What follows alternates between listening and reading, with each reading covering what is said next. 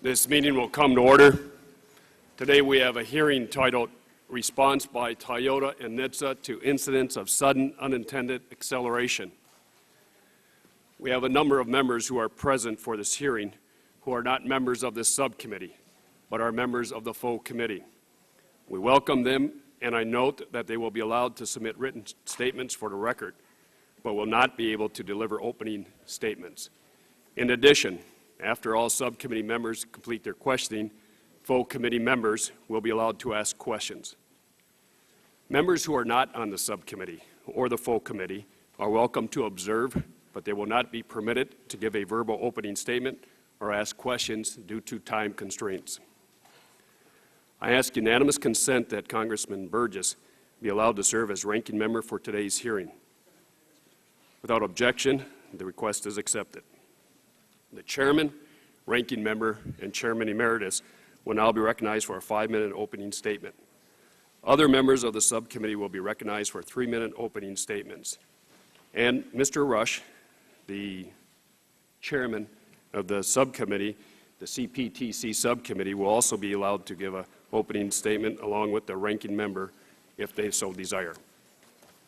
So we'll begin with the opening statements. I will begin. 10 years ago, this committee investigated the Firestone tire recalls, which caused the deaths of dozens of people and expressed vulnerabilities in the government's oversight and recall authority.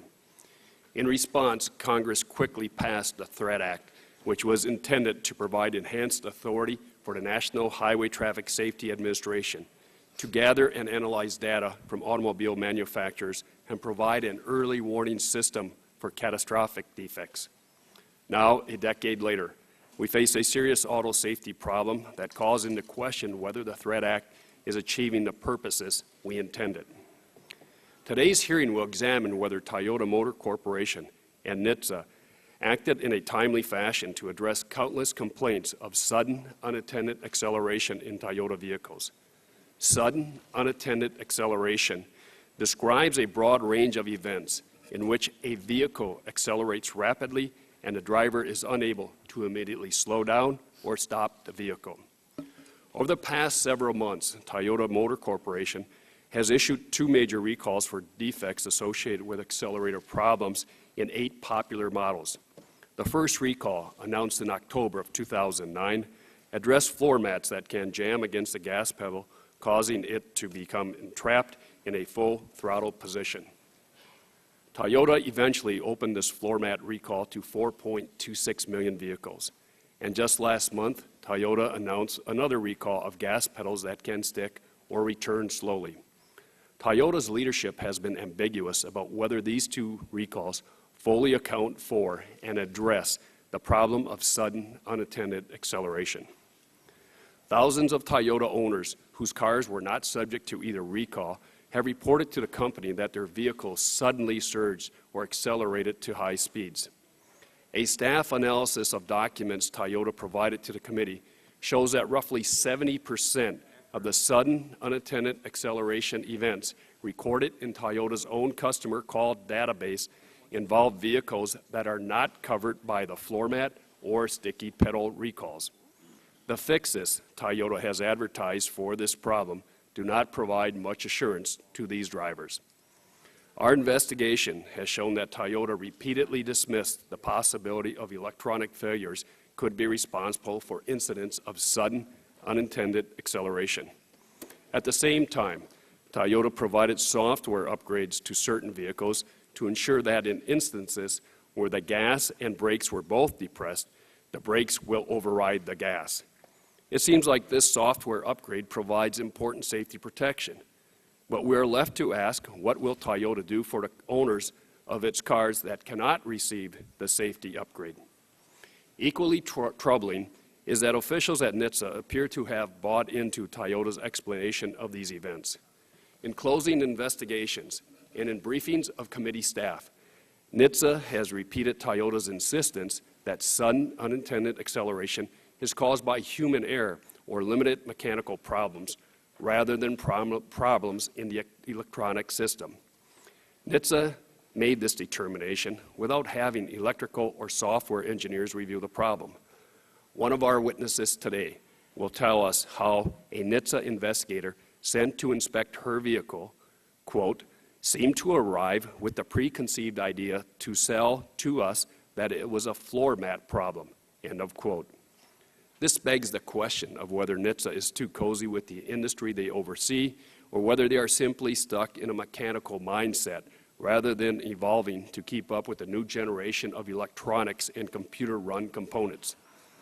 In an attempt to quell concerns that sudden unintended acceleration occurs, Toyota attorneys commissioned a study titled Testing and Analysis of Toyota and Lexus Vehicles and Components for Concern Related to Unintended Acceleration by a company called Exponent. Toyota has presented this preliminary report to prove that the electronic system cannot cause sudden unintended acceleration.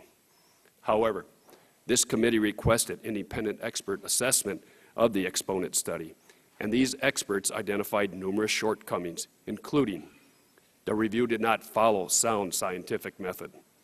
Major categories of testing, such as electromagnetic interference and radio frequency interference, were not addressed. Only one of the 7 vehicles used in the study was on the recall list. The study did not examine a single vehicle that had experienced sudden unintended acceleration. It is clear that the flawed Exponent study is nowhere near adequate or a valid scientific review. Toyota owes it to its customers, the American people, and government regulators to complete a comprehensive and scientifically sound review of their electronic system. One individual who has taken a close look at Toyota's electronic gas pedals is Dr. David Gilbert at Southern Illinois University in Carbondale, Illinois. Dr. Gilbert will release his interim report showing how he was able to short-circuit the electronic gas pedal and mimic an unintended acceleration incident without triggering any diagnostic trouble codes in the vehicle's computer. Dr. Gilbert's report is the first study of this kind, and we're fortunate to have him and Mr. Scott Kane here today to explain it. In summary, what we found is quite troubling. Toyota all but ignored pleas from consumers to examine sudden unintended acceleration events. They boast in a briefing of saving Toyota $100 million by negotiating a limited recall. They claim that they first became aware of sticking pedals in late October of 2009, when in fact they had received numerous complaints many months and years earlier. They misled the American public by saying that they and other independent sources had thoroughly analyzed the electronic system and eliminated electronics as a possible cause of sudden unintended acceleration, when in fact the only such review was a flawed study conducted by a company retained by Toyota's lawyers. Toyota, and NHTSA for that matter, have a lot of explaining to do to the American people, to Toyota owners and dealers.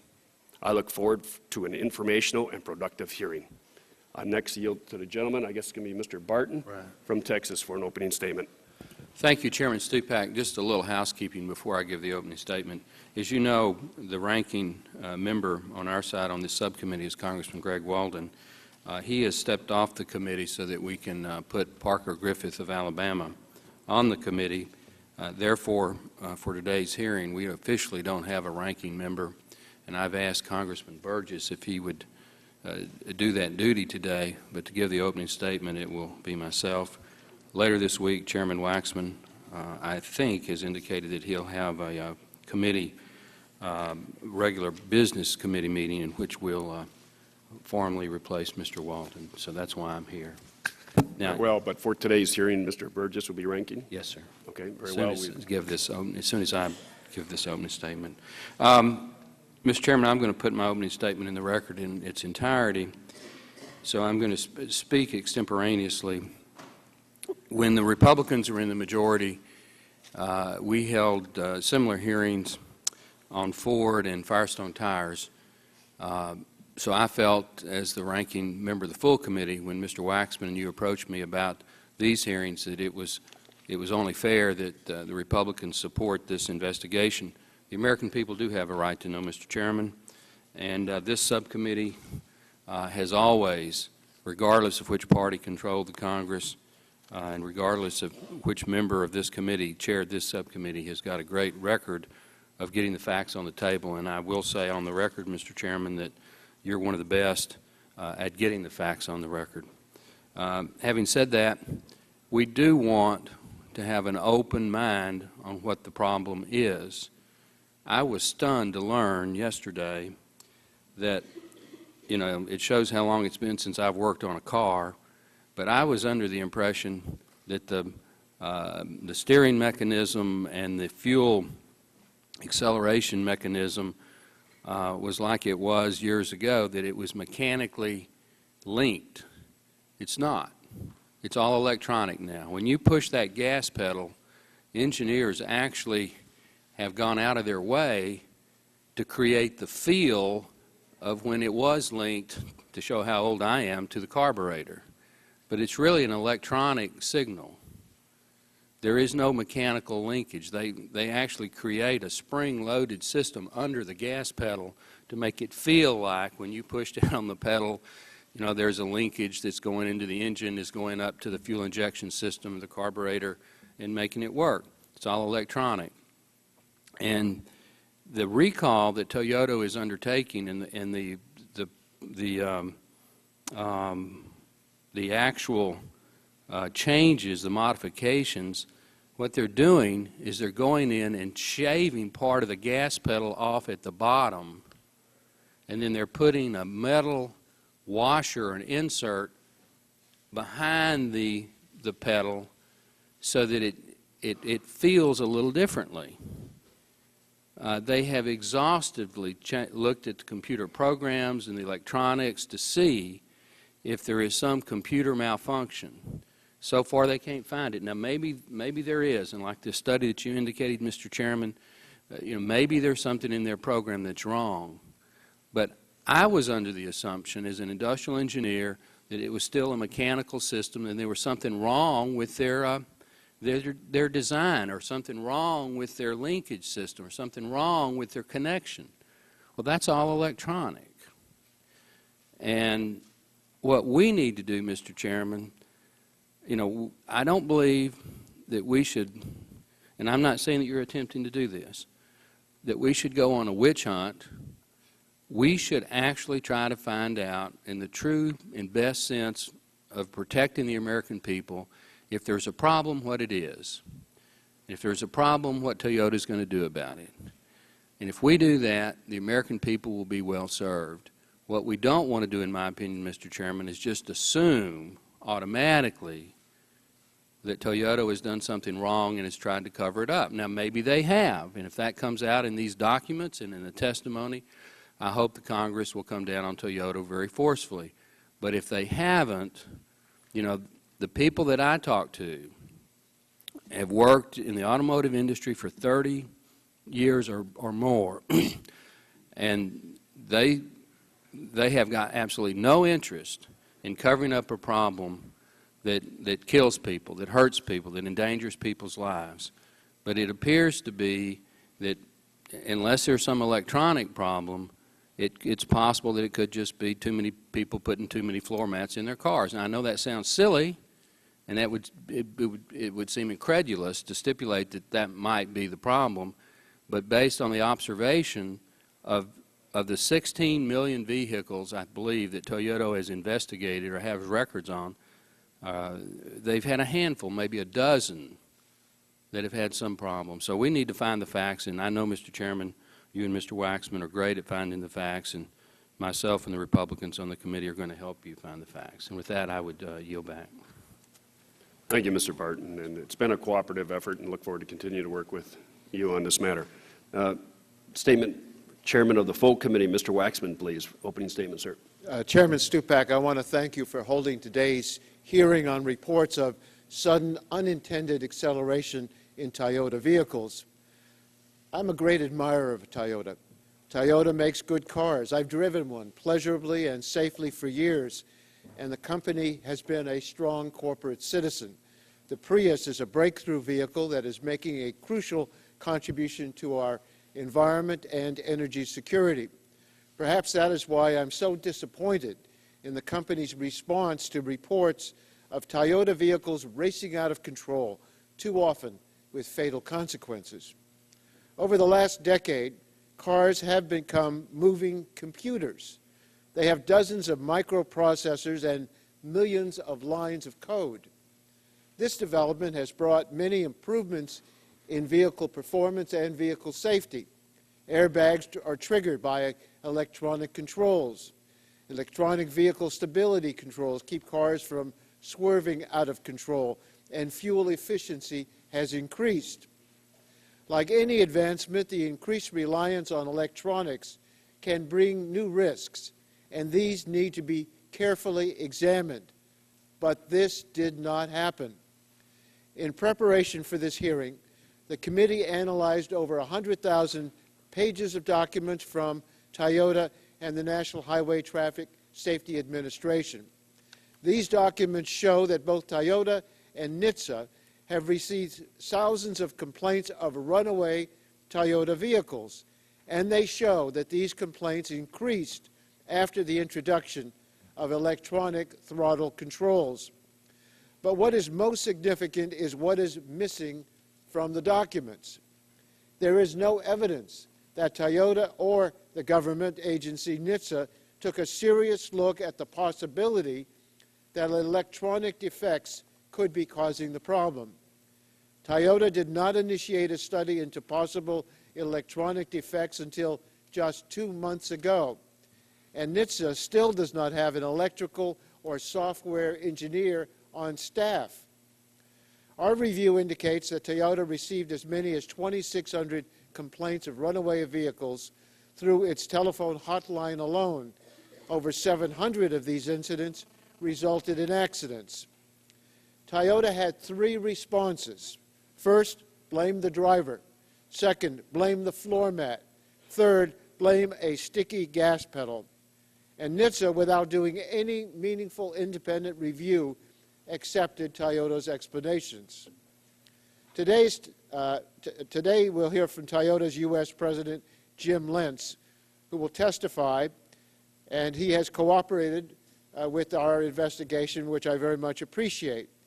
He has said that Toyota was, quote, very confident that the fix in place is going to stop what's going on, end quote. As we will learn today, that seems unlikely. On our first panel, we're going to hear from Rhonda and Eddie Smith, who will describe Rhonda's harrowing account of driving a runaway Toyota vehicle. Their account does not sound like a driver error, a floor mat problem, or a sticky pedal. It sounds like an electronic defect.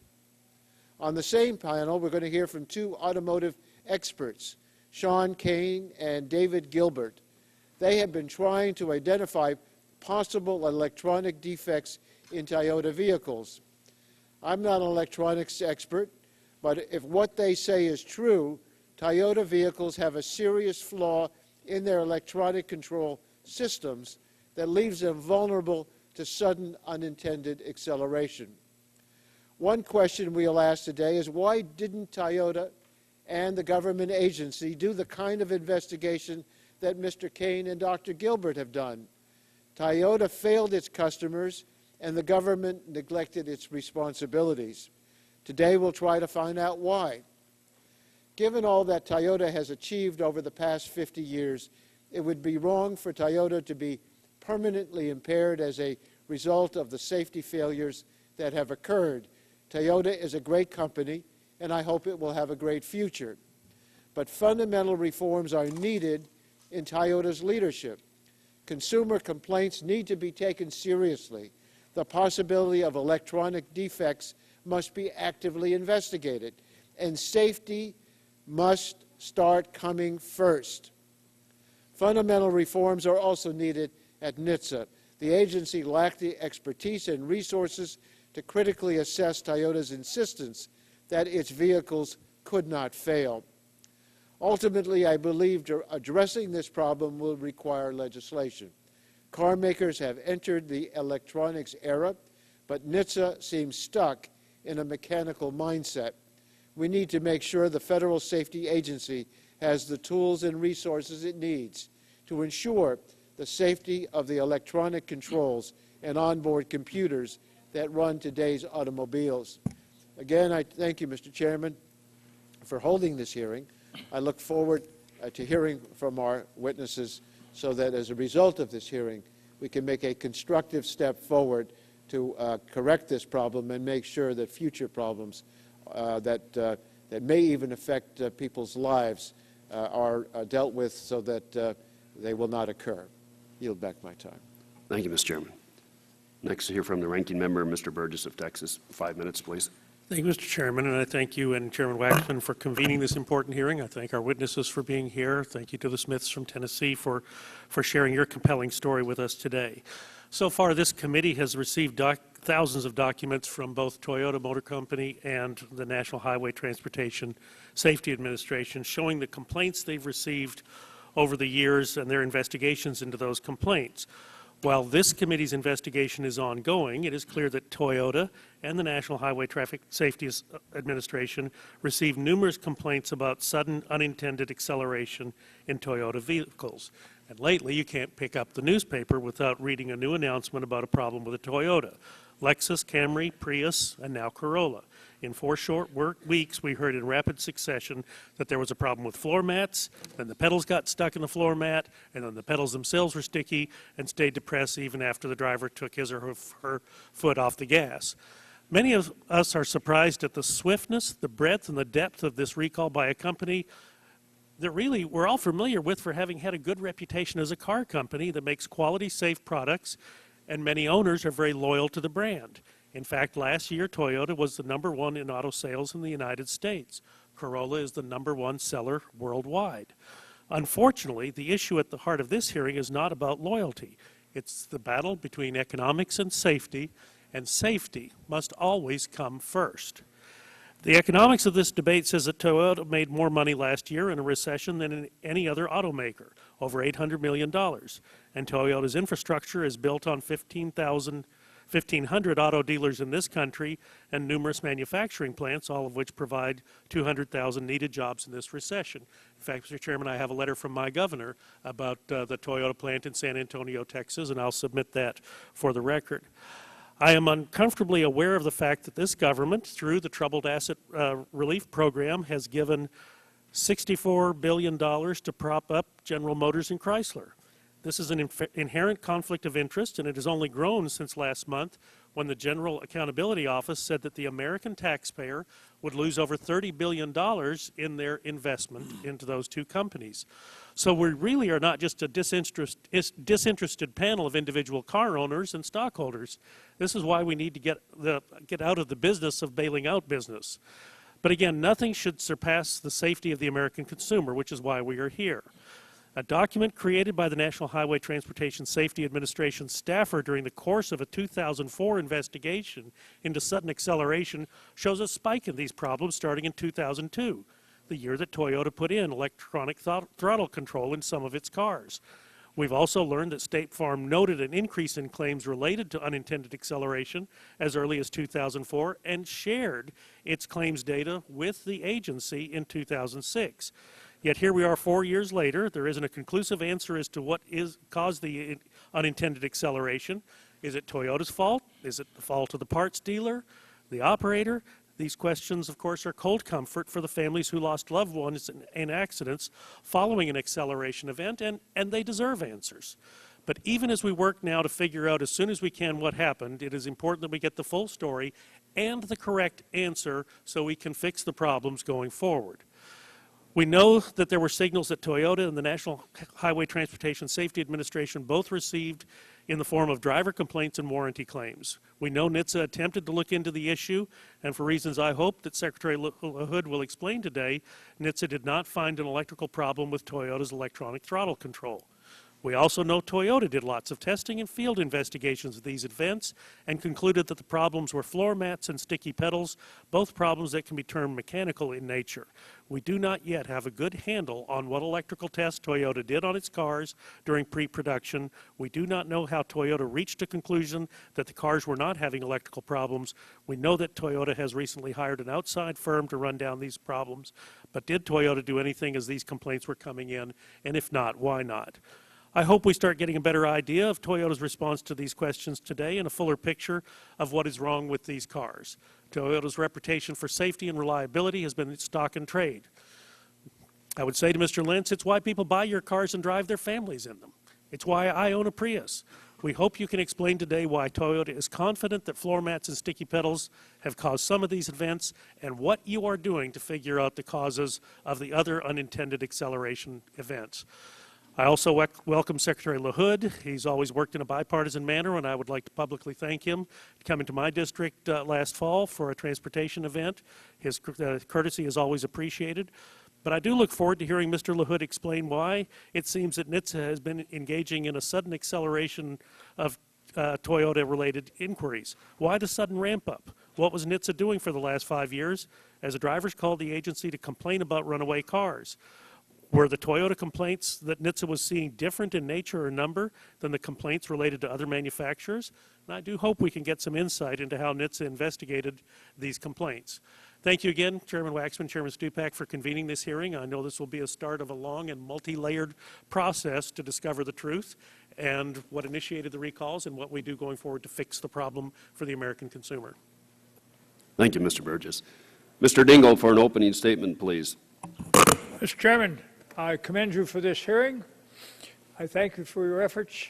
I will be asking yes or no questions today, and I hope no one will perceive this as discourteous or mean-spirited. And I know you will conduct a fair hearing, and I ask unanimous consent to insert my full statement in the record because I'd rather use the time for questioning. Thank you. Thank you, Mr. Dingell.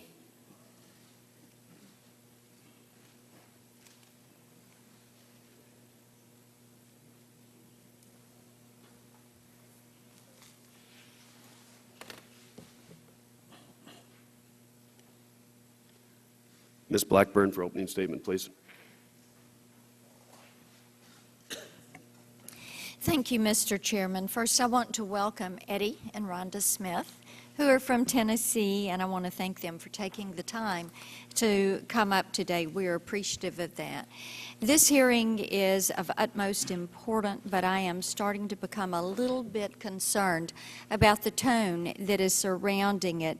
This should not be a trial, but rather a hearing to get to the bottom of some very important consumer safety issues, and I hope that that is how we will proceed. Every day we are hearing a combination of new information and, unfortunately, some new misinformation that clouds the debate, and my hope is that that misinformation is not being circulated for political purposes or to be hurtful. This is a very, very serious issue involving the loss of lives. In addition, it has resulted in the loss of jobs and the loss of thousands of paychecks are being sacrificed. Also, again, Mr. Chairman, let me say that this is too important an issue for us to play around with or to play politics with. And it's not a new issue. While I feel that many members of this body and unfortunately this committee are inserting themselves at the 11th hour, this is something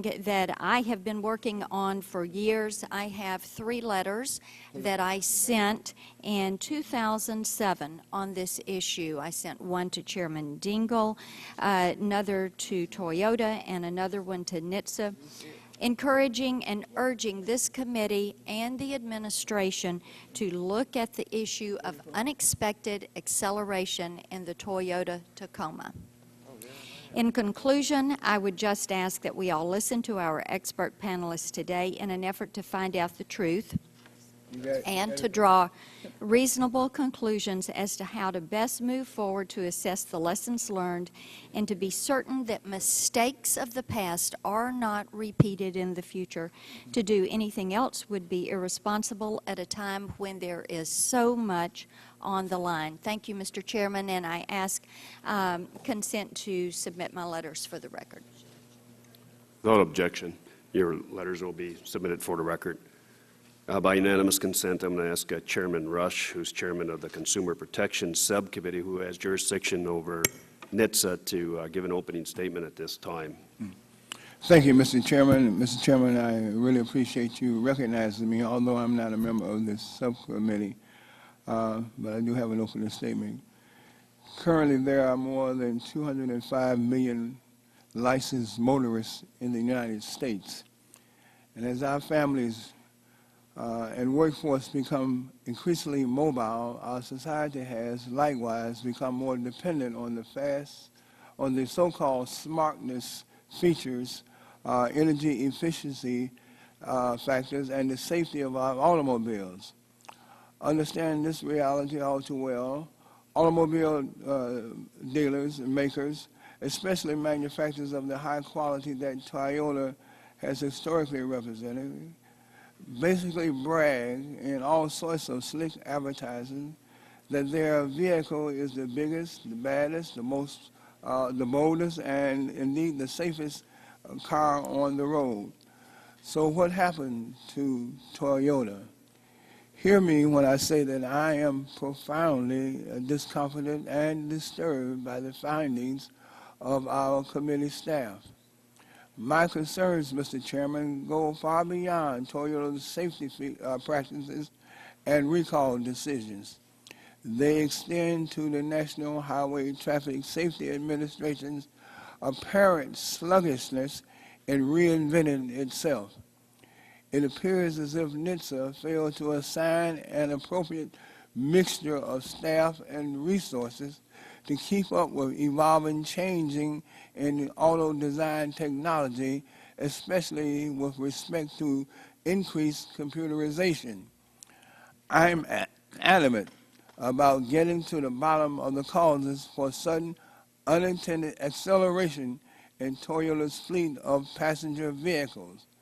As chairman of the Commerce, Trade, and Consumer Protection Subcommittee, I will be conducting a separate hearing in March to look into further NHTSA resources, staffing, and management philosophies as part of that agency's reauthorization. Mr. Chairman, my sympathies and condolences go out to those families who have lost loved ones, and certainly those consumers who have sustained grave injuries in crashes and accidents involving faulty Toyota and Lexus automobiles. I also extend these same sentiments to any automobile driver on the highways and streets and byways of our nation who had the misfortune of encountering one of these faulty vehicles. The fact is that when these motorists and passengers took the simple, routine step of getting into their cars, they had no idea that their trusted vehicles had the potential to become literally killing machines. This is beyond expectations, and this is totally unacceptable.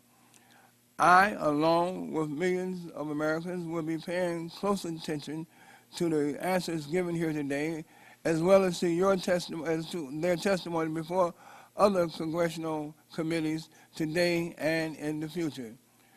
Quite frankly, if some of the alleged behavior and failure to act that I've read in the media turns out to be true, then Toyota is perhaps driving down the road to an inquiry by the Justice Department. Mr. Chairman, I promise all motorists, passengers, and pedestrians that my subcommittee will do everything in its power to restore confidence in NHTSA. And I will also work to ensure that affected Toyota and Lexus owners have full and immediate recourse to whatever equipment they need to remedy these safety defects. My hope is that consumers will once again have peace of mind when they turn on their vehicles, and yes, when they apply their brakes. And thank you, Mr. Chairman, and I appreciate this hearing and the opportunity to provide testimony at the hearing. Thank you, Mr. Rush. Mr. Gingrey for opening statement. Thank you, Mr. Chairman. I appreciate this opportunity to offer a few opening remarks, and I certainly look forward to listening to the testimony of our witnesses as we seek to understand the full scope and impact of sudden unintended acceleration. While I believe that this subcommittee has a responsibility and a duty to thoroughly investigate this matter, including the responses by Toyota and by the National Highway Traffic Safety Administration, NHTSA, I would like to echo the concerns of others on the subcommittee that more could have been done in preparation for the hearing, even if it required a little bit more time to thoroughly vet a full range of witnesses, review over 70,000 pages of documents, and more deeply look into the underlying complex mechanical and electronic issues. Certainly, we have an obligation to investigate potential threats, but we also have an obligation to get the whole truth, to apply wisdom in our deliberations. Additionally, I know some have expressed concern with the possibility that since the federal government now has a vested interest in some of our domestic auto manufacturers, it may have some incentive to highlight potential flaws with competing manufacturers. While I hope and I believe this is not the case, just because I'm paranoid doesn't mean somebody isn't out to get me. We have to be cognizant of perception, especially in this post-bailout world, where the federal government has already placed itself in the business of picking economic winners and losers.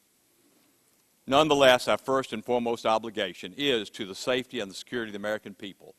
And if there is a problem here that can jeopardize people's safety and lives, we must identify it, understand it, and assure that it's addressed and it doesn't happen again.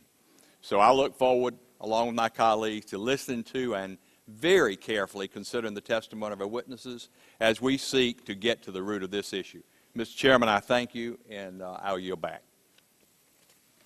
Thank you, Mr. Gingrich. Mr. Markey for an opening statement. 3 minutes, please. Thank you, Mr. Chairman, very much. Like millions of Americans, I drive a Toyota, a Camry hybrid that has thus far not been recalled. Like millions of Americans, one of the reasons that I purchased a Toyota in the first place was its stellar reputation for safe, reliable, and fuel-efficient vehicles. And like millions of Americans, I am troubled by the series of revelations that has led us to today's hearing. And as the recalls continue, I also find myself wondering what went so wrong. The October 2009 recall of more than 4 million vehicles due to floor mats that were entrapping accelerator pedals raises troubling questions about what Toyota knew and when they knew it. While the government seemed to have first started to investigate this problem in 2007, I have learned of a Lexus recall undertaken by Toyota in the United Kingdom in the year 2000 because, and I quote, there is a possibility that the driver's side carpet mat may rotate around the central fixing and interfere with the operation of the accelerator pedal. And then in Canada, in 2003, Toyota Celicas were recalled because, quote, the driver's floor mat may slide along the interior floor carpet when pressure is applied to the mat by getting in and out of the vehicle. As a result, the floor mat may come into contact and interfere with the accelerator pedal. If Toyota first learned that this could happen 10 years ago in the UK and then again in Canada 7 years ago, why didn't it do something before additional fatalities and other serious accidents occurred? Toyota's response to increased scrutiny of its safety record leaves much to be desired. In recent days, we have learned of internal documents that cite Toyota's success at limiting the outcome of the government's safety investigations, which reportedly saved $100 million. Saving money should not come at the expense of saving lives. And finally, many safety experts who have reviewed complaints regarding sudden acceleration in Toyota vehicles do not believe that floor mats and sticky pedals can fully account for all of the complaints. And some have speculated that there may be more problems, particularly in the areas of the vehicle's electronic controls. While Toyota asserts that its outside experts found nothing wrong with their car's electronics, those tests were based on incomplete examinations of only 6 vehicles. Clearly, much more must be done. The question is whether the problem with these vehicles is due to how you put your boot on the gas pedal, or whether it's because Toyota needs to reboot the electronic software in its cars.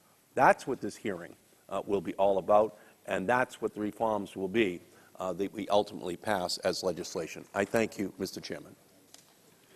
Thank you, Mr. Markey. Mr. Sullivan for an opening statement. 3 minutes, please. Thank you. I first want to thank Chairman Stupak and Ranking Member Burgess for holding this hearing.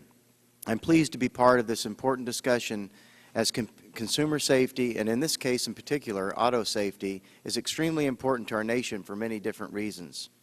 With well over 250 million passenger vehicles on the roads, safety must remain our #1 priority, and statistical information indicates that we are meeting that goal. Over the last 50 years, significant technological advances in the design and construction of automobiles and reasonable federal regulatory initiatives have increased overall road and vehicle safety. As a result, fatalities and serious injuries resulting from motor vehicle crashes in the U.S. are at the lowest level in 49 years, despite constant growth in licensed drivers and registered vehicles. Over the past week, I had the privilege of visiting and speaking with a Toyota dealer, Jim Norton, in my district, and saw some of these problems and their remedies firsthand.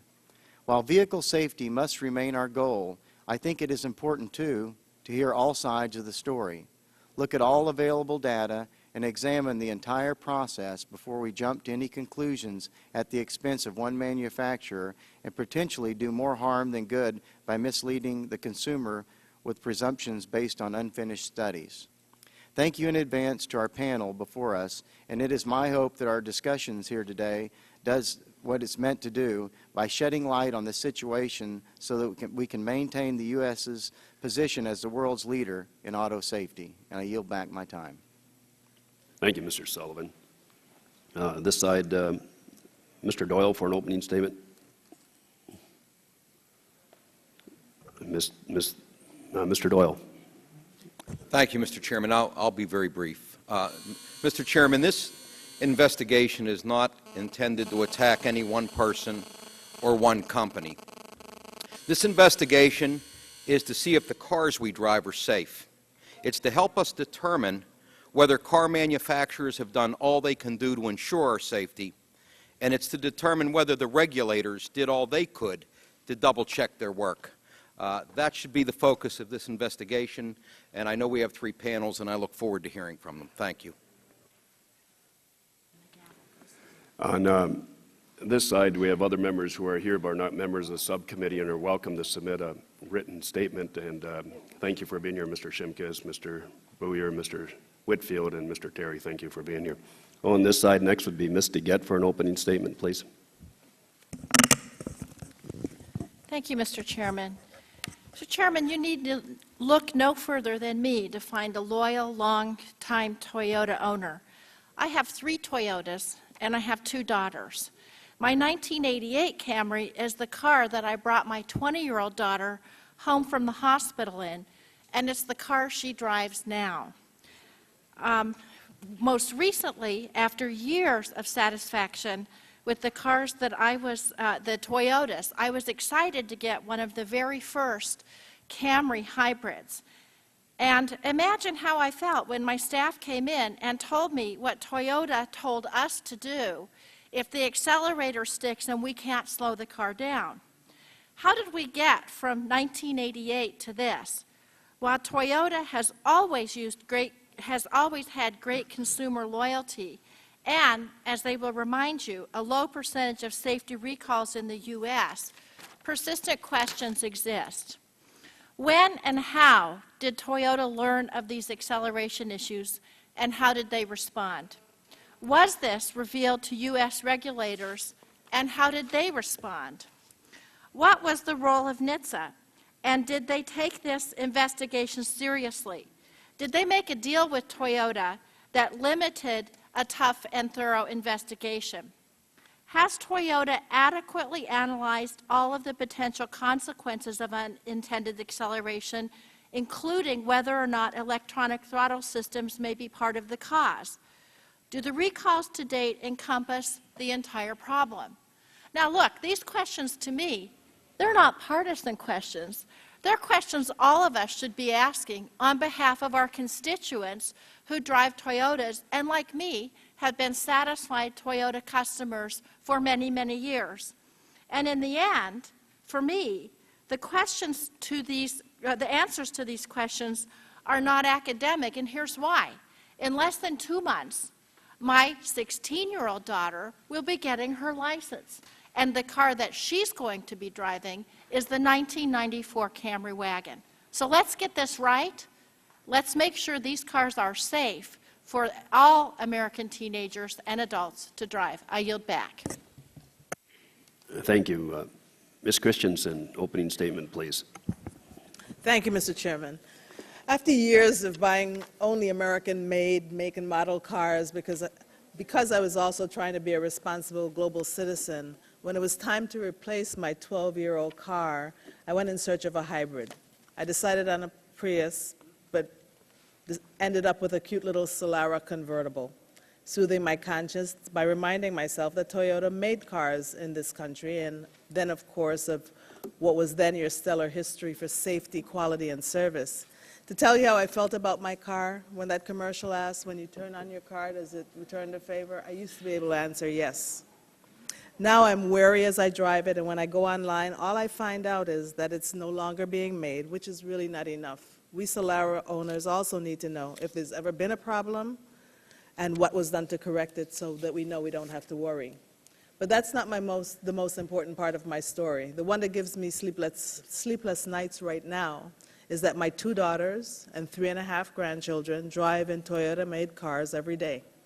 A 2006 RAV4 and a 2005 RX 330 Lexus. So I want to hear from Mr. Lentz and Secretary LaHood assurances that they are and will be safe from any manufactured cause failures, and that if they have a problem, they won't have to go through the ordeal that Mr. and Mrs. Smith had to go through. And I want to say that I do appreciate the efforts Toyota is undertaking, but it's too late for the family in San Diego, and only by the grace of God do we have an intact Smith family here with us today.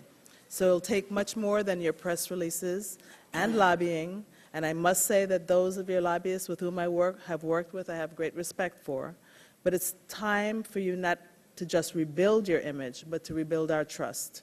And I hope that you'll be able to do that quickly, not just for Toyota's good name, but for the lives you carry in your cars every day, and for the many direct and indirect jobs you provide in the United States and the families that those jobs support.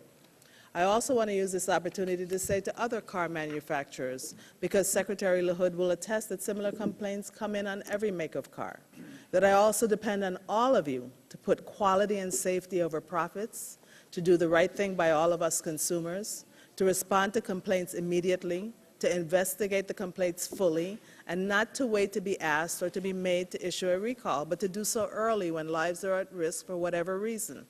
And to the NHTSA and all who have regulatory authority, we need you to exercise that authority as though the lives of your children and grandchildren, like mine and countless others, depend on your decisions. I want to thank Mr. and Mrs. Smith for their persistence and for being here today to tell their personal story, to welcome Mr. Kane, Mr. Gilbert, and Mr. Lentz. Secretary LaHood, when you arrive, it will always be good to see you and have you back. Thank you, Chairman Stupak and Ranking Member Walden, for ensuring once again that we fulfill our oversight responsibility on yet another very important issue in such a timely manner. And I yield back the balance of my time. Thank you. Mr. Green for an opening statement, please. Thank you, Mr. Chairman, for holding this hearing today on the recall of Toyota vehicles. And I'd like to recognize a person in the audience when I was much younger as a state legislator in Texas, Joan Claybrook, who is here and a former administrator, I think, in the Carter administration of the highway safety issue. Mr. Chairman, I think with opening statements, you're going to hear personal stories from our own members, but also I think express our disappointment in the federal and Toyota's response to the initial accidents. And on a personal note, like my colleagues, I have to admit I've always driven Chevrolets. But the second generation of my family, my 2 children, who are now adults, actually drive Toyotas. My son loves his Toyota Tundra. In fact, he's on the second truck, and it's built in Texas, he tells me. I remind him my Tahoe, for Chevrolet Tahoe, is also where the frustration is that Toyota's had such an image of perfection. And if there's a problem, fixing it. And we know from at least the publicity and from the hearing testimony that I've reviewed that fell down. and that just wasn't what people expected. Since national attention was brought late last summer, Toyota's recalled more than 6.5 million cars for two different problems. But as we hear from our first panel today, Mr. and Ms. Smith, this issue was present in Toyota cars for several years, and we're here today to examine whether Toyota and the National Highway Transportation Safety Administration responded in a necessary and timely manner. Mr. and Ms. Smith, I want to thank you for being here to recall your harrowing experience and shed some light on the problems you faced when you tried to bring this to the matter to the attention of both Toyota and the government officials. The two separate issues that caused the recalls of Toyota vehicles were so-called pedal entrapment and the sticky pedal. In September of 2007, Toyota first issued a recall for all-weather floor mats in Lexus and Camry vehicles that caused the pedal entrapment. While this took place over 6 months after NHTSA initially opened its investigation into the pedal entrapment issue, response to the recall was low. It took another crash due to pedal entrapment, luckily not fatal, for NHTSA to urge Toyota to reissue the recall notice in January of last year, 2009. Unfortunately, the recall was still not widely responded to by consumers, and even a dealer who last August loaned a car to Mark Saylor and his family. The loaner car had a floor mat from a different model that trapped the accelerator. After that crash, NHTSA determined Toyota addressed the issue more thoroughly than just replacing floor mats, which resulted in a Toyota recall of vehicles in October of 2009 and expanded in November to reshape or replace the accelerator pedal for 4.26 million vehicles. What we need to look at today, and I hope some of our witnesses can answer, is why neither NHTSA nor Toyota realized there was not enough clearance for the accelerator when the issue first came up in 2007, and why this issue was not addressed more quickly. The second issue of the sticky pedal did receive a quicker response, and I commend Toyota for bringing information to NHTSA before an investigation was opened for quickly issuing a recall. There are, however, other issues in Toyota vehicles that have been reported to NHTSA involving accelerator problems. It's important that NHTSA investigate these issues thoroughly before dismissing them. To do that, NHTSA must have the necessary resources to hire staff to investigate all issues, whether it's mechanical or something in the electrical system. I look forward to hearing from today's witnesses on what we can do to support NHTSA's mission and what changes are being made following this series of recalls. And again, I want to thank the witnesses for being here. And, Mr. Chairman, thank you for holding this very timely hearing. Thank you, Mr. Green. Ms. Sutton of Ohio for an opening statement. 3 minutes, please. Thank you, Mr. Chairman, for holding this important hearing. For almost every American, buying an automobile is one of the most important purchases, the biggest purchases of their life. Consumers spend countless hours researching vehicles as they prepare to make this large and important purchase. And why do they do that? They do that because they know they need a vehicle they can count on. They know that they will need a car to transport them as they go about their daily lives. And most importantly, they want to know that they have purchased a car that will transport the most precious cargo that they have, which is their family, their children. Trust is a fragile thing. It's hard to win and it's easy to lose, and it finds its hold in promises kept and honesty sustained, which is why the problems that the millions of Toyotas have been experiencing have been so shocking. As documents have become public, we've learned that Toyota has been aware of these problems for years. It was revealed this week that Toyota officials took credit for saving $100 million by successfully negotiating a limited recall on floor mats with NHTSA several years ago. Consumers deserve better. It's unacceptable when companies and importers pay more attention to their costs than to the safety of their customers. According to NHTSA's data, 34 people have died in the past decade in crashes that may have been caused by sudden unintended accelerations in Toyota vehicles. Toyota and NHTSA have received thousands of complaints involving unintended accelerations from across the country. Yes, this hearing is extraordinarily important. In many instances, consumers were told that they installed the floor mats incorrectly. But the installation of floor mats can't possibly explain thousands of complaints. Recently, Toyota identified a problem with sticky pedals and are currently altering or replacing these devices. But the committee's investigation has revealed that Toyota's own counsel stated that a sticky pedal, quote, typically does not translate into a sudden high-speed acceleration event, end quote, which leaves Americans wondering about the extent of the problems. Toyota says that the problems are not related to the electronic throttle control system. But 6 years ago, NHTSA compiled data that showed that Toyota Camrys with electronic throttle controls had over 400% more vehicle speed complaints than those with manual controls. These are very concerning issues that we have to get to the bottom of. There is little doubt that Toyota's disappointing actions and the disappointing things that have come to light in the course of this investigation have to be looked at, and they have resulted in the loss of sales for this company. And I am very concerned that they will also result in the loss of jobs for workers who have done nothing through the fault of their own to face that potential consequence. But for the safety of all Americans, this recall needs to be done right, and the problems need to be fixed, and the American people need to have the solace of knowing that NHTSA and Toyota are giving the highest of priority to ensuring the safety of the vehicles and the precious cargo that they carry. And I yield back. Thank you. Next, we'll hear from Ms. Schakowsky of Illinois, member of the subcommittee. Ms. Schakowsky. Thank you, Mr. Chairman. I want to thank all of our witnesses for coming.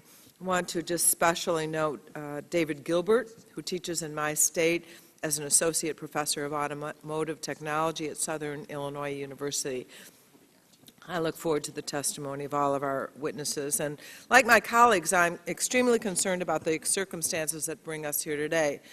I'm concerned that Toyota put unsafe products on the market. I'm concerned that federal regulators had knowledge of unintended acceleration in some Toyota models in late 2003, as Secretary LaHood has acknowledged, but that it took 3 years before an initial investigation into floor mat problems was started.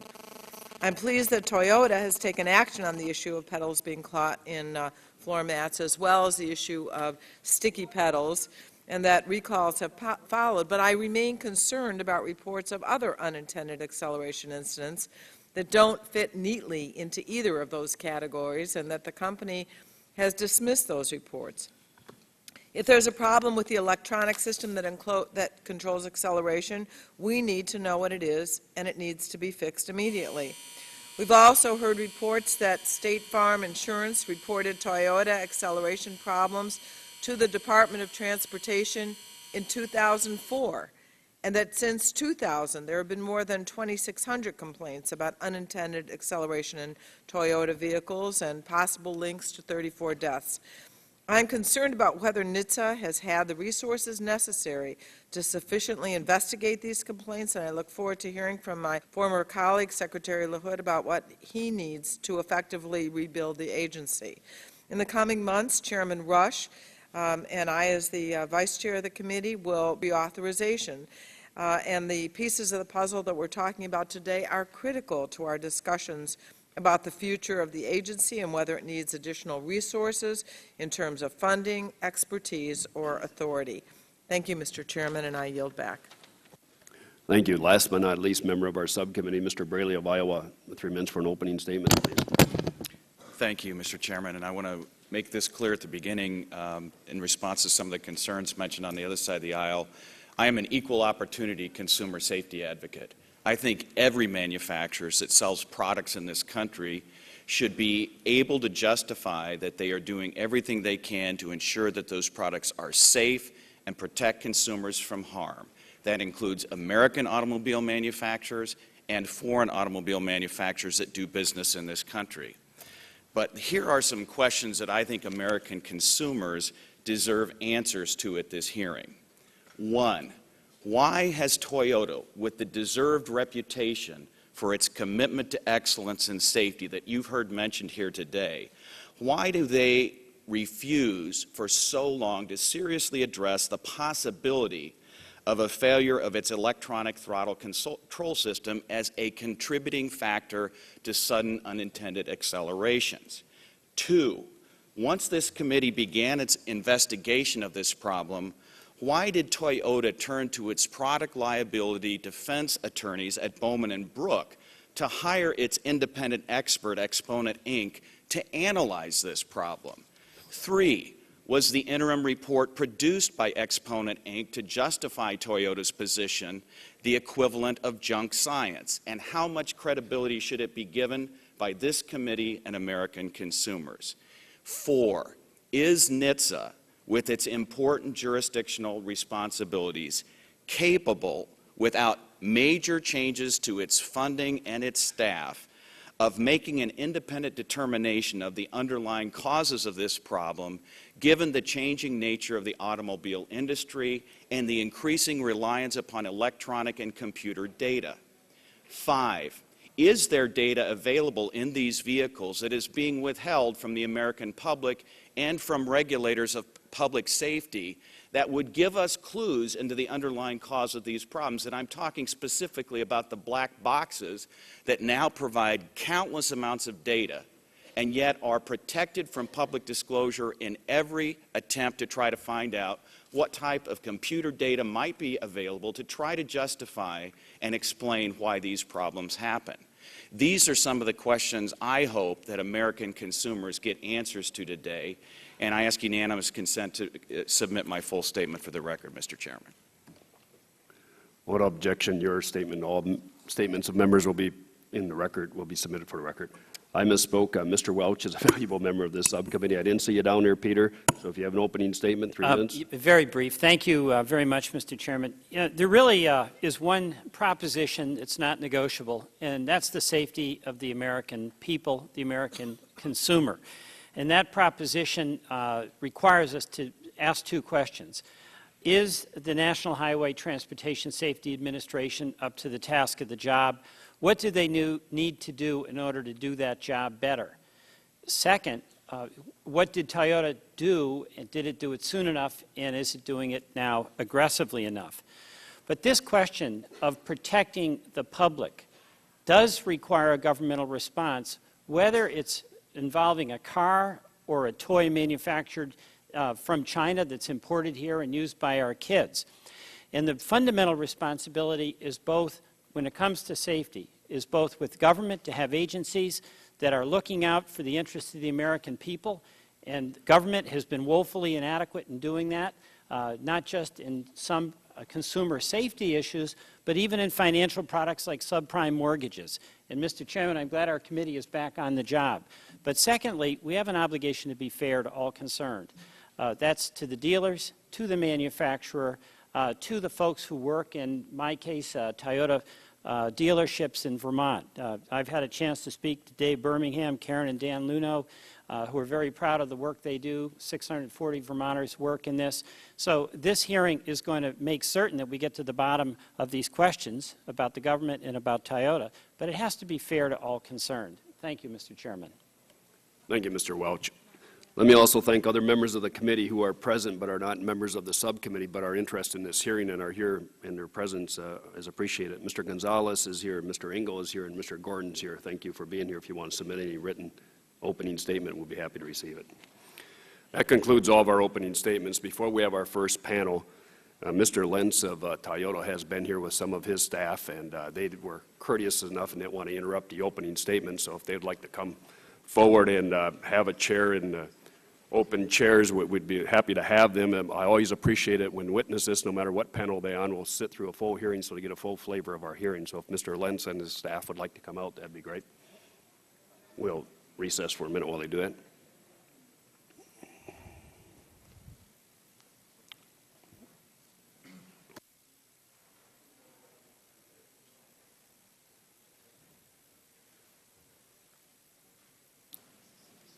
There's about 6 seats up front here. If you'd like to take the seats up front, that'd be great. Holy Christ, I know they're a big company. How many people they got?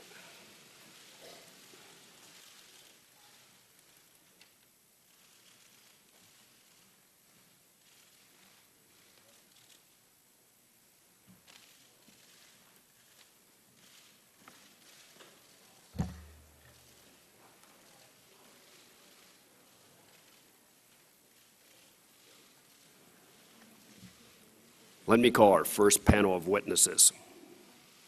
On our first panel, we have Mr. Sean Kane, who is President of Safety Research and Strategies Incorporated.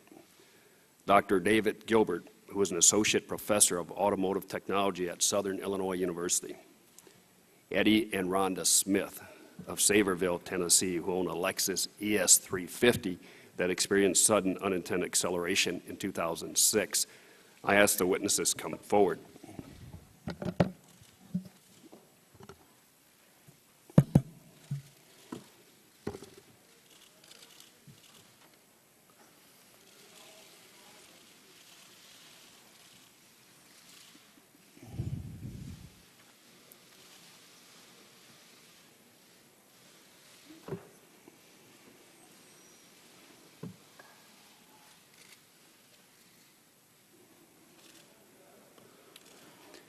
It is the policy of this subcommittee to take all testimony under oath.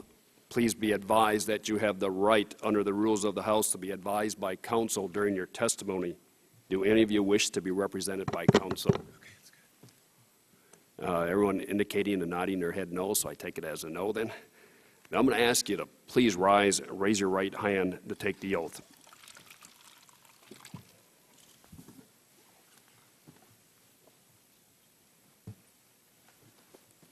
You swear or affirm the testimony you're about to give in this matter to be the truth, the whole truth, nothing but the truth, in matter pending before this committee.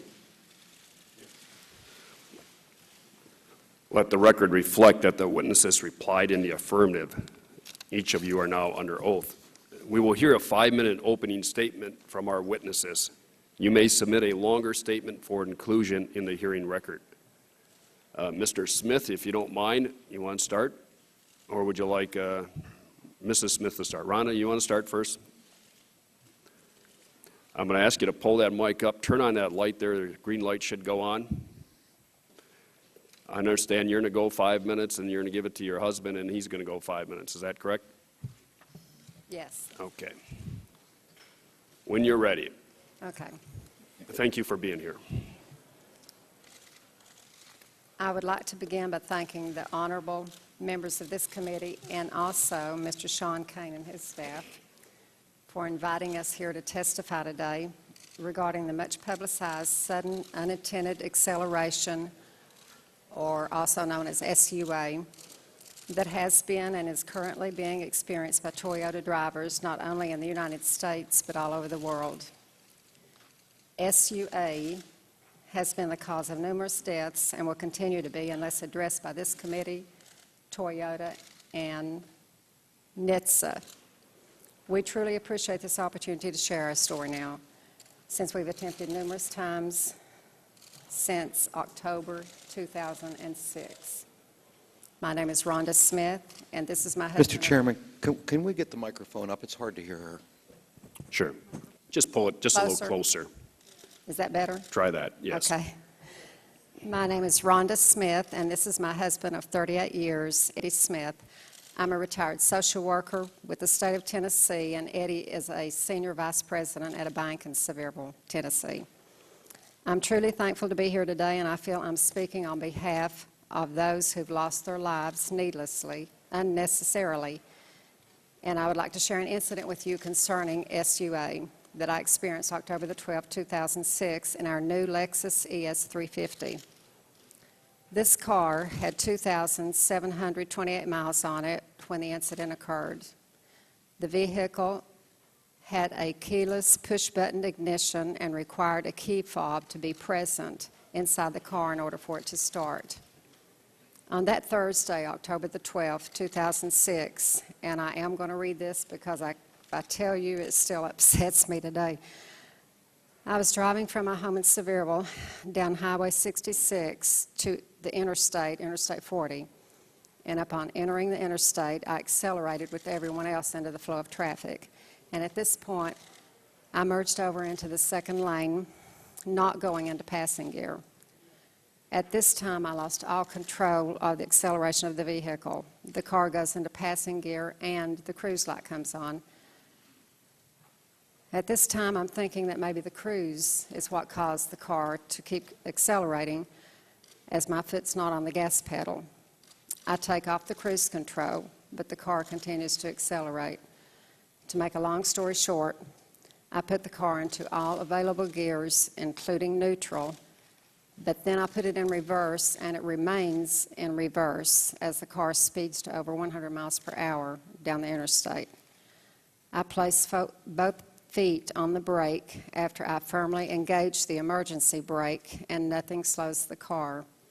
I figured the car was going to go its maximum speed, and I was going to have to put the car into the upcoming guardrail in order to prevent killing anyone else. And I prayed for God to help me. I called my husband on the Bluetooth phone system. I knew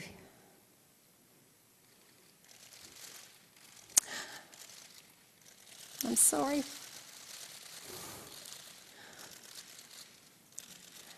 I knew he could not help me, but I wanted to hear his voice one more time. After 6 miles, God intervened. As the car came very slowly to a stop, I pulled it to the left median. With the car stopped and both feet still on the brake, the motor still revved up and down. At 35 miles an hour, it would not shut off. Finally, at 33 miles per hour, I was able to turn the engine off. Thank you. After my husband arrived, he found nothing unusual about the accelerator or the floor mats. But the strange thing was that the dash lights and the radio were still on. After the wrecker arrived, we gave the vehicle fob to the wrecker driver. When he hooked the car and prepared to winch it onto the rollback, he asked my husband to put the car in neutral so he could start the winch. The driver was standing 20 to 25 feet away at the rollback controls. Without thinking, my husband sat down in the car without the key fob and was able to shift the car into neutral, which he shouldn't have been able to do. But when he did that, the car actually tried to start itself. We have a notarized statement from Tommy Clayton, the wrecker driver, attesting to this. Toyota said they would inspect our Lexus and contact us. After 10 days, we still had not received a call back. We called again and got the same assurances. Toyota promised us they would look into our complaint several more times over the next few weeks. When we finally forced Toyota to respond in writing, we received a 5-sentence analysis stating, and I quote, "When properly maintained, the brakes will always override the accelerator." Well, we know that's a lie. And we were outraged that Toyota would suggest in that statement also that the brakes had to not properly be maintained in order for that to happen. And the car had less than 3,000 miles on it. Once again, we contacted our dealer and expressed our disgust with Toyota's handling. They recommended that we contact NCDS, which is the National Center for Dispute Settlement, and ask for an arbitration hearing. Our NCDS hearing was a total farce. The representative for Lexus was Mr. Leonard St. Amand, their Tennessee district field technician. Mr. St. Amand, although only an hour away in Kingsport, did not show his face, and he attended via speakerphone. He insisted that he could not recreate the incident and that I had more than likely caused this problem by standing on the brakes while spinning the tires. Well, of course, we were furious that Toyota called us liars the second time. NCDS denied our claim for a total refund of our purchase price for this possessed car, which is all we were asking for. In mid-March 2007, we turned to NHTSA for help. Mr. Steve Chan and Mr. D. Scott Yon, safety defects engineers, responded. Mr. Yon took over our claim and seemed to be receptive of our concerns that sudden unintended acceleration in Lexus vehicles could cause serious injury, and we told them possibly death at that time, that somebody was really going to get hurt. We furnished pictures of the car and documentation of what had transpired since October 2006. On April the 11th, 2007, Mr. Yon flew to Knoxville, Tennessee, and drove to Sevierville to inspect the car. My husband will address that in a moment. Since neither Toyota nor NHTSA took us seriously, we tried to alert the public through the news media back then. We contacted numerous news agencies, a lot that are probably here today, and we tried all types of media, only to have one local station take an interest in our claim that Toyota and NHTSA were ignoring the deadly problem. Only one local station, Dawn Dare with WATE-TV, Channel 6 in Knoxville, did the story, which aired spring of 2007. We repeated our strong belief that the problem was somewhere in the electronics. After the Santee, California crash that killed a California highway patrolman and his family, WATE-TV did a second story on Toyota's sudden unintended acceleration. This was broadcast in February 2010, showing our original interview and a current interview. We've never wavered from our belief that our problem was electronic, not wandering floor mats. We forwarded this 2010 video to Toyota and NHTSA and received no response. In early 2008, we reluctantly let go of our mission to persuade Toyota and NHTSA to deal with the problem because the effort was too traumatizing. But we're here today because for the first time, we feel our story has been given more than a token attention. Unfortunately, it took almost 4 years and injuries and lives lost to prompt Congress to take up this important issue. In 2006 and 2007, we hoped that our efforts might spare others the unnecessary terror and pain of an SUA incident. And it pains our hearts deeply to realize that we failed, but this failure is surely shared by Toyota and NHTSA today. In our view, they've demonstrated an uncaring attitude and disregard for life. The results have been tragic, and today, I must say, shame on you, Toyota, for being so greedy, and shame on you, NHTSA, for not doing your job. It's our hope that this testimony will help all of Toyota's customers in a way that Toyota has not yet done to this day. Once again, I'd like to thank this committee for taking the time to listen to our story. It's about time we were heard. And I hope that Toyota and NHTSA will be held accountable for the poor decisions that have cost some people their lives. We'd also like to ask this committee to set a higher standard for NHTSA to be held more accountable in the future. And I thank you. Thank you, Mrs. Smith. Mr. Smith, your opening statement. Please pull that mic up and. Good morning. No, I'm sorry, it's good afternoon. Good afternoon. I would also like to take the opportunity to thank the honorable members of this committee for inviting us to testify today and to share our sudden unintended acceleration experience along with my thoughts and feelings. As my wife told you, my name is Eddie G. Smith. I'm the husband of Rhonda, who you just heard speak. We purchased this 2000 Lexus ES 350 because of Toyota's exemplary claim of safety, as we have young grandchildren. It has been a true experience trying to decide what to say today. You've all heard my wife describe her experience. Now take a minute and put yourself on the other end of a cell phone, listening to what you think are the last words you will ever hear her speak, in the imminent death of your lifelong best friend and spouse, and not being able to do anything about it. Besides this being the most terrifying and traumatizing experience of my wife's entire life, it was also the most frightening and heart-wrenching thing I've ever experienced. Needless to say, she was spared by the grace of God and is still by my side today. We have never been crusaders for any cause other than our God, family, and freedom. However, we have been on a mission to get this injustice to the American people noticed, addressed, and fixed. Toyota was informed of this potentially deadly problem in 2006 and was warned by us numerous times that lives would be lost if this was left unattended. We phoned, emailed, and wrote numerous letters trying to get Toyota to correct the sudden unintended acceleration problem. Our complete customer satisfaction that we received, as Rhonda said, was a statement from Toyota stating, If properly maintained, the brakes would always override accelerations. They called us liars.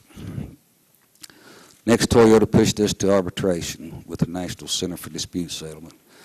This was one of the biggest wastes of my time and my wife's time and money we have ever seen. It was a complete setup meeting to try and make us go away, and we didn't. Once again, we were called liars and actually accused of running our own brakes and transmission. This had the complete smell of a prearranged decision by Toyota and NCDS. Now we have NHTSA.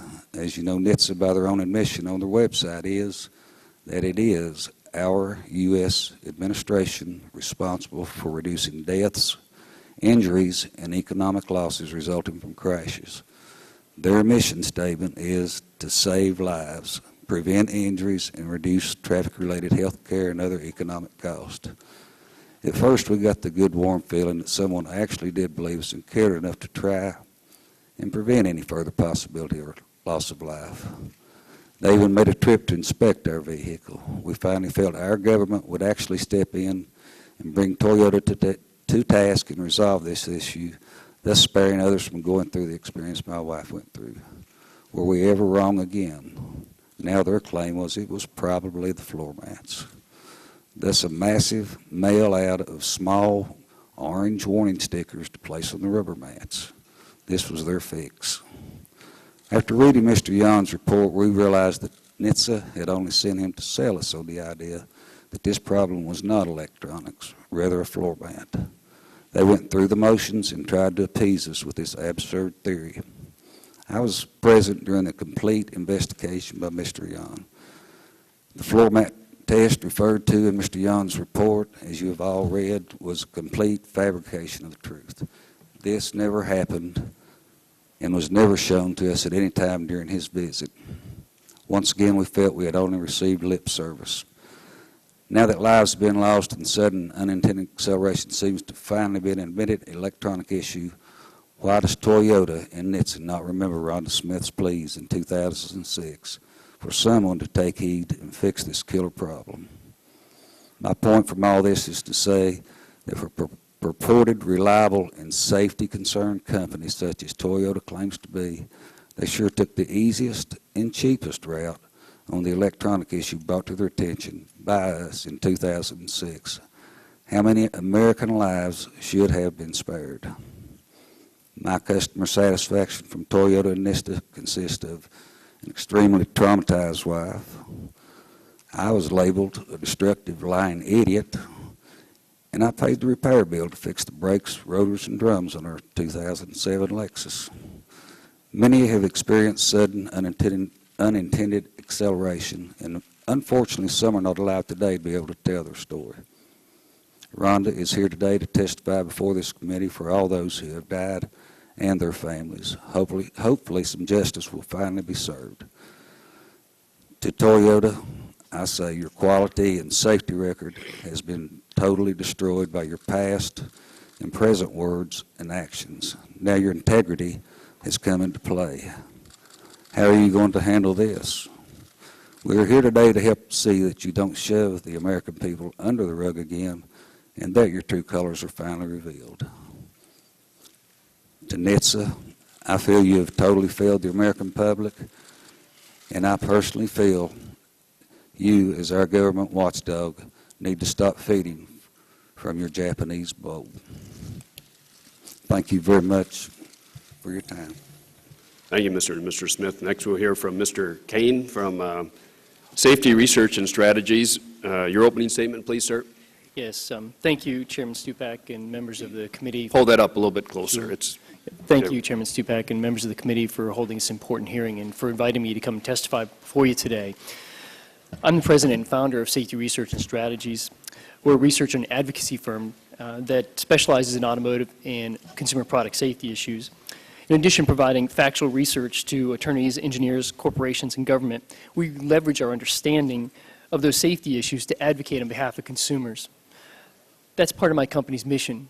That's what I've been doing for nearly 20 years. I've been invited here to really help the committee and understand how did we get here today with Toyota unintended acceleration, how this problem unfolded, and to address the various related electronic issues that seem to be part of this issue today. For the record, I'm submitting our report, Toyota Sudden Unintended Acceleration, which provides a detailed examination of the issue. We released our report on February 5th, and we added an addendum on the 19th to provide the committee and the public with context for the crisis that's been really in this making for many years. I'm also submitting a preliminary report, Toyota Electronic Throttle Control Investigation, which we commissioned with automotive technology professor Dr. David Gilbert of Southern Illinois University at Carbondale. Dr. Gilbert's preliminary report